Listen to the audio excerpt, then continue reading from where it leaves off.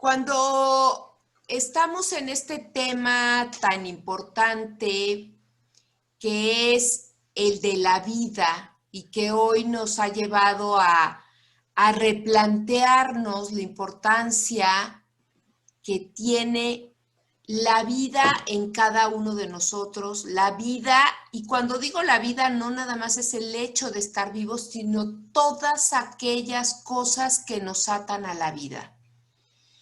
Sin duda, aunque estemos en este campo conectados, que tiene que ver con la tecnología, algo de la vida no está. Eso significa que no están los vínculos, los fundamentales para la vida. Y eso nos hace recordar, por un lado, cuánto nos necesitamos, cuánto nos queremos, cuánto necesitamos los unos de los otros y que esta parte importante de la vida tiene que ver con ese contacto. Si nosotros revisamos un poquito la historia de los vínculos, nos damos cuenta cómo de alguna manera desde que un bebé nace, ¿sí? Llega a la vida, por supuesto, a través de la nalgadita que le da el médico, toma este soplo de vida y vuelve a vivir cuando se le pone el bebé a la piel, al regazo, al contacto de la madre. Y la vida empieza con este contacto que tiene el pequeño desde la zona de la boca, ¿sí? Como es amado, acariciado, cuidado, mimado, y se empieza a crear un lenguaje propio. ¿Qué significa esto? Significa que la madre y el padre en su momento empiezan a crear un lenguaje bien particular, un lenguaje para sostener la vida. Y ese lenguaje no tiene que ver con la palabra, tiene que ver con la cercanía, tiene que ver con cómo entendemos las necesidades de esa pequeña vida que está llegando. Cómo una mamá realmente conectada a la vida de su hijo es una mamá que sabe cuando ese bebé tiene frío, tiene hambre, tiene sueño, cuando necesita ser arrullado, y se crea todo un lenguaje que es como un baño de palabras. Es decir, si nosotros escuchamos a las mamás de alguna manera cómo empiezan a interactuar con el bebé, uno diría, qué chistoso lenguaje, porque se crea un lenguaje único que solo tiene que ver con ese vínculo y que solo sirve, fíjense, solo y lo es todo para sostener la vida de ese pequeño que está en sus manos, que está en su cuidado. Y yo pensaba hoy cómo tenemos que sostener la vida. Y lo sostenemos a través de estas nuevas maneras de conectarnos, de estas nuevas maneras de estar aquí vinculándonos, escuchando, contactando, conectando, pero no es suficiente. Y yo creo que a estas alturas de la pandemia nos preguntamos, ¿y cómo sostenemos la vida? ¿Y cómo sostenemos la vida en el confinamiento? ¿Y cómo sostenemos la vida sin abrazarnos? ¿Y cómo sostenemos la vida día a día inventando lenguajes y formas nuevas para estar en el mundo? Porque hoy hemos constatado lo importante que es el poder de alguna manera no nada más conectarnos, sino también sostenernos en esta parte del autocuidado.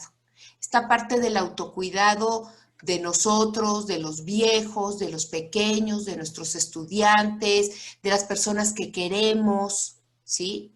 Y cómo de alguna manera vamos transformando y es parte de los nuevos aprendizajes que estamos viviendo actualmente. ¿Cómo nos vamos transformando y creando y dando a luz un mundo nuevo? Un mundo que nos conecte una y otra vez con la vida. ¿Tú cómo ves, Gloria, esta pequeña introducción que hago? Eh, sí, me dejas pensando en la importancia que tiene ante la cara que le vimos a la muerte, ante la amenaza del COVID. Esta amputación, hemos sufrido una amputación literalmente de nuestros brazos que pueden abrazar y tocar, de nuestras piernas que pueden acercarse al otro, y no se diga la amputación emocional de recibir el cariño de otros, ¿no? Como docentes, el no poder sentir esa retroalimentación de cariño directo que tanto nos alimenta de estar en la acción, el sentirnos vistos, ¿no? Y revalorados, y eso es pues una muerte pequeña, ¿no? Estamos sufriendo una muerte pequeña, y me recuerda un poquito a René, aquel enfermo de SIDA que decía que desde que camina con la muerte al lado, el SIDA se volvió su gurú, porque aprendió al acompañarse de la muerte, a valorar la vida. Y fue cuando decidió gozar cada minuto, ya no exigir, ¿no? Eso me marcó muchísimo. Y dije, mira, qué importante. Y yo creo que se puede revalorar la vida solamente en su justa dimensión, solamente cuando la sopesamos contra la muerte. Así es. Y pensaba yo también en esto que dices, cómo se construye uno a través del contacto y a través de la mirada. Esta falta que nos hace mirarnos a los ojos. Y regreso otra vez un poco a esta cuestión del desarrollo. ¿Cómo construimos nuestra propia identidad? Todos desde pequeños. Y la construimos a partir, ¿sí? Cuando estamos en el pecho de nuestra madre. Otra vez en ese pecho que da vida. Cómo de alguna manera, al ser mirados por nuestra madre en esta posición de cercanía, en la pupila de la madre, el bebé va viendo su propia imagen y es cuando empieza a tener nociones de sí mismo y empieza a saber de sí a través de mirar a la madre. Y cómo a través de mirar a los ojos, y eso es parte de lo que nos está haciendo falta. Podernos mirar directamente a los ojos a los estudiantes, a los compañeros, a los colegas, para poder saber de nosotros mismos. Y creo que ahí viene toda una reflexión de vida. Esta nueva identidad en donde a mí me hace falta, después de estar con Gloria y con todos ustedes en tantas sesiones, en tantas pláticas, charlas, conferencias, me hace falta mirarlos a los ojos, no nada más para saber de ustedes, sino para volver a saber de mí. Y es una cosa fuertísima, y ahí está ese lazo de vida que tiene que ver con algo que no puede ser suplido por la tecnología, suplido por el Zoom. Y nos tenemos que adecuar y adecuarnos y adaptarnos y desarrollar maneras de reconectar. Ese es parte del trabajo por la vida. Perdemos y tenemos que reinventarnos, perdemos esa mirada que el otro nos da, donde nos confirma que ahí estamos, que ahí somos, que lo que estamos diciendo está llegando al corazón. Yo por eso insisto tanto, prendan las cámaras, porque si de por sí no nos vemos, esta parte de repente sentir que no estoy con el otro viéndolo y lo que veo es su nombre en una pantalla oscura, es verdaderamente así, Aterrador. aterrador. Así es, Gloria. Te Sí, dejo la palabra, Gloria. realmente me dejas pensando esto de una visión robótica, casi, casi que, y lo malo es que a lo que veo es a mí mismo. Me veo en la pantalla viéndome y yo soy mi peor mirada, porque yo me juzgo, me valoro, es que no estoy bien vestida, no estoy bien peinada y es que mi casa es un tiradero y el ruido, y empiezo a castigarme porque ya no tengo, como dices, esta mirada dulce que me confirma amorosamente que, que, que una aceptación incondicional. Y encerrarme en mi propia mirada me enquista en un autojuicio que me castiga y me exige y estoy en una ansiedad cerrada. Entonces me enquisto en una ansiedad que impide ver esperanza y nos obliga para no caer en esta vida robótica donde de alguna forma estoy perdiendo vitalidad. Y nos vuelve al tema, ¿no? Estoy perdiendo una parte mía que estaba viva, que estaba prendida, que estaba creativa, que estaba auténtica, en el momento, ¿no? Instantánea. Ahora todo es como robótico, planeado, tengo que pensar lo que voy a decir y eso me mete a trabajar solamente con el hemisferio izquierdo, muy racional, muy metódico, y me quita esta parte del hemisferio creativo, emotivo, y me parte.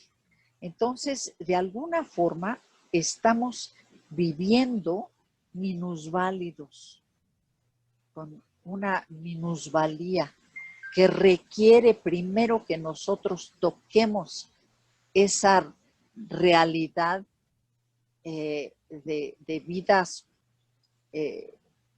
falsa, ¿no? Casi, casi estancada, para poderme mover y poder revitalizarme y darle flujo a mi vida para poder fluir con los demás, aunque sea a través del Zoom. Pero yo tengo que rescatar esa parte vital, volviendo hacia mí y dándome cuenta que yo soy mucho más que eso. Yo soy mucho más que eso, no creérmela. Porque si me limito a mi imagen en la pantalla, estoy matando toda esa parte de vida espiritual, de vida emotiva, de vida de aprendizaje, y estoy trabajando de forma robótica como maestro con mi enlace con los alumnos. Ya no es desde esa parte de vital, integral, ¿no? Así es. Yo pensaba en un artículo que acaba de escribir y que lo voy a subir al micrositio de bienestar emocional. Un artículo que escribió el doctor Juan Ramón de la Fuente que dice la fatiga por pandemia. Y dice algo así como que los seres humanos todavía no alcanzamos a entender este fenómeno. Estamos lidiando con las partes importantes de la incertidumbre, del miedo y de la muerte, ¿sí? Y cómo no tenerlos si van miles y ya vamos en millones de muertos, ¿sí? y de alguna manera nos empieza a invadir una resistencia hostil a aceptar esta realidad, porque todos estamos de alguna manera en el mismo mar, pero no todos estamos en el mismo barco. Esta pandemia nos pega a todos, pero les pega a unos más que otros. Y estamos viendo esta polarización y estamos viendo cómo cada uno, desde el barco en el que va, ¿sí? O desde la balsa en la que está, va por la vida. Lo que está pasando hoy es que empieza una nueva forma, yo le llamaría de muerte psíquica, que es el síndrome de fatiga por la pandemia. ¿Por qué? Porque de repente se empieza a meter esta parte que nos mortifica, mortificar, que viene de muerte, porque estamos hartos. Y aún no finaliza el primer tiempo del partido, hablando en estos términos del fútbol. Y nos tenemos que ubicar en esta realidad objetiva y cómo sacar esta parte de vida, esta dosis de optimismo, ¿sí? Para poder seguir sosteniéndonos, para seguir reconociéndonos, para seguir soportando esta prolongada amenaza interna que afecta a la vida de la salud mental. ¿Por qué? Porque estamos viendo que y empezamos a ver, ahora que ustedes ya están en la escuela, todos estos síntomas en donde se hace presente esta lucha entre la vida y la muerte, que no nada más tiene que ver con los que tienen COVID y que están en una situación en donde su salud es precaria, sino también en la lucha contra el duelo, contra la ansiedad, contra la depresión, contra la violencia, contra el abuso de alcohol y cosas tan importantes como contra el desempleo. En el ámbito de la medicina ya se empieza a reconocer estos signos de muerte psíquica, que es este famoso síndrome por fatiga crónica, que guarda mucha conexión con lo que estamos viviendo. ¿Por qué? Porque empezamos a ver cómo la gente puede empezar con somnolencia diurna, porque tienen alteraciones del sueño, que empezamos a sentir dolores articulares y musculares que no tienen causa aparente, esta irritabilidad, sentir que ya no tengo memoria, que me falla mi capacidad de concentración y que tengo una fatiga que no cede al descanso. Y esto va propiciando el aislamiento social. ¿Qué hacer? ¿Qué hacer? Porque siempre hay algo que hacer frente a la adversidad.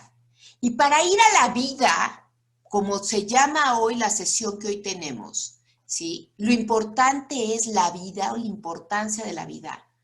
Primero tenemos que reconocer este malestar, tratar de entenderlo. No tiene caso para nadie negarlo o disimularlo. Y para ello tenemos que hablar del tema. Tenemos que hablarlo en estas sesiones. Se tiene que hablar con la familia, con los amigos, con toda la gente que nos puede entender. ¿Y qué se requiere para esto? La empatía es lo que se tiene que tender como un puente. A falta de esta mirada, está nuevos tipos de sincronización emocional que estamos descubriendo para hacer y para tener conexión con los otros a través de una empatía diferente que tiene que ver no nada más con decir, me puedo poner en tus zapatos y dar esa palmada, y ahora lo tenemos que hacer de otra manera. Entonces la empatía está sacando piecitos y está alargando sus brazos para conectar con nosotros. Y cómo también un acto de vida tiene que ver con cómo apoyamos, con cómo somos solidarios, no nada más en función del otro, sino porque también el ser solidarios nos revitaliza, nos hace regresar a la vida. Y ahí viene nuevamente la importancia de la función colectiva, nos viene la importancia de cómo unidos regresamos a la vida, porque lo importante viene siendo una vez más la vida. Vas, Gloria. Sí, ciertamente esta fatiga crónica, como dices, con los dolores, irritabilidad, falla de memoria, nos lleva además a profundizar en estados de depresión, de angustia y de desesperanza. Y no sé si todos en algún momento en el pasado hemos tocado ese fondo de desesperanza. Y para poder lidiar en el aquí y ahora, tenemos que rescatar las fortalezas con las que sobrevivimos aquellos momentos dolorosos, aquellos momentos de reto vital, ¿no? ¿Por qué viví? Yo me di a la tarea, a la luz también de la responsabilidad que tengo como docente, de rescatar la esperanza en chavos donde ya están viviendo una cultura de injusticia, ¿ya para qué? Y empieza a verse este nihilismo del que hemos hablado, nihilismo existencial, donde quiero mi placer ahorita, porque pues de todas maneras nos vamos a morir, y de todas maneras, entonces ya no hay esta esperanza con la que antes pues se lograban los héroes, ¿no? Estos grandes héroes, me estoy volviendo pusilánime, débil, me estoy derrotando antes de siquiera dar la lucha. Entonces, les preparé un video, no sé, Marta, si pueda compartirlo.